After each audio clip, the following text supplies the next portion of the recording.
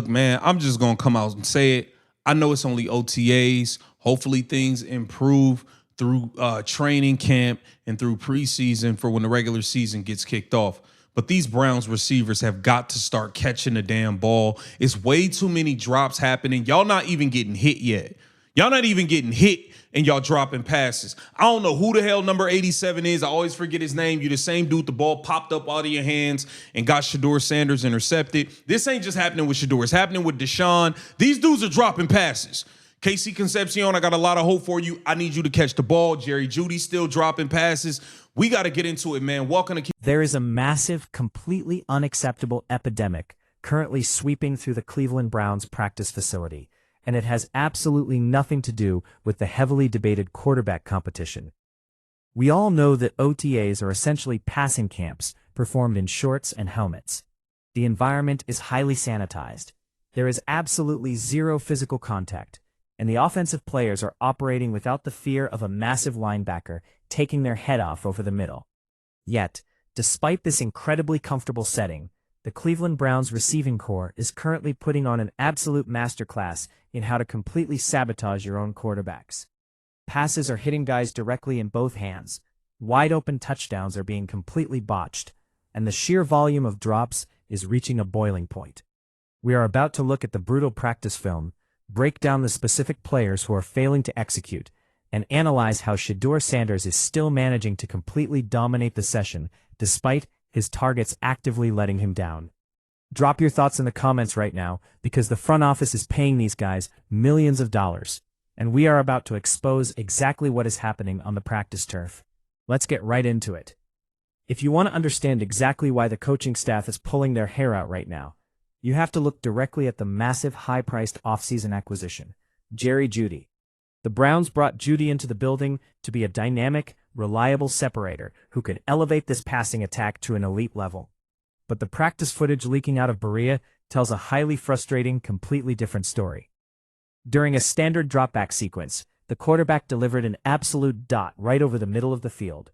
The ball arrived with perfect timing, hitting Jeudy squarely in both of his hands with absolutely zero defensive interference. And he just dropped it. It bounced right off his palms and hit the turf. We are not talking about a highly contested diving catch in traffic. We are talking about a routine pitch and catch that a professional receiver making millions of dollars simply has to secure. You cannot establish an offensive rhythm when your primary targets are dropping the easiest passes on the practice script. But the frustration doesn't stop with the starters. The depth pieces are actively causing catastrophic turnovers. There is a specific receiver out there wearing number 87 who is single-handedly ruining the quarterback evaluation process. On a beautifully designed... Keep the vision. Make sure you like, comment, subscribe, share the channel, hit that bell notification and hype the video. That'd be greatly appreciated. We are just going to go through some of the Shedeur looks, okay? And there are dudes just dropping passes. I'm watching touchdowns get dropped. The Browns receivers have to catch the ball, bro. Like, you're not getting hit. You're not getting tackled. Catch the ball, man. You know what? No big hit is coming. Catch the ball. Take a look at this. Okay, we got Shedeur dropping back, and there's some completions in here, okay? Look at it. Jerry Jeudy with a drop that hits you right in the hands, dude. Look at play. The quarterback threw an incredibly soft, perfectly placed ball directly into 87's chest. It was essentially a glorified handoff, but instead of securing the catch, the ball copped straight up into the air before the defensive back even made a play on it. That lack of concentration directly resulted in an interception that goes completely against the quarterback on the stat sheet, even though the pass was absolutely flawless.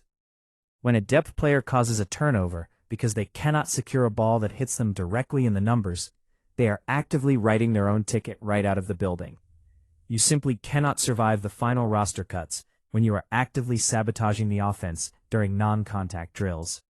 The absolute pinnacle of this receiving disaster occurred deep in the red zone, and it involved a player who was supposed to be a massive weapon for this new offense. During a critical situational drill, running back Quinshon Judkins managed to slip completely undetected into the end zone.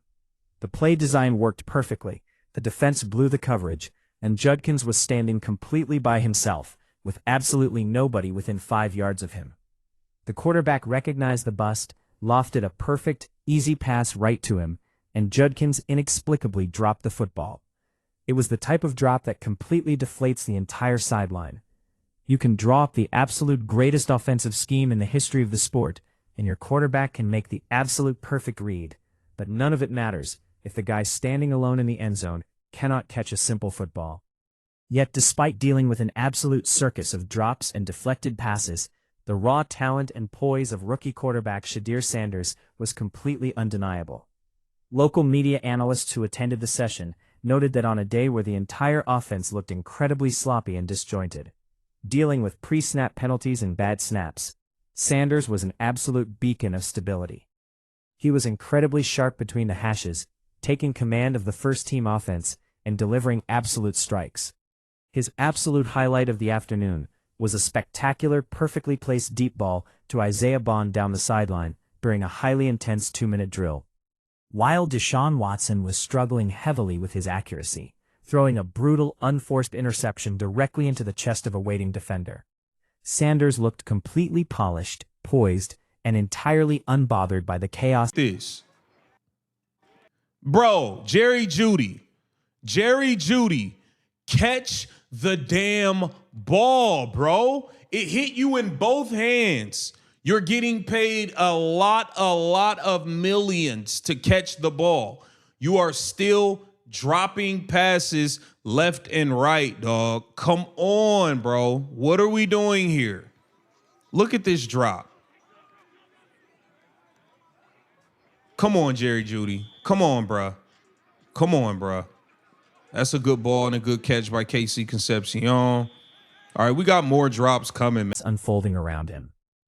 The most encouraging aspect of Sanders' dominant afternoon isn't just the flashy throws. It is the massive, technical evolution happening with his lower body.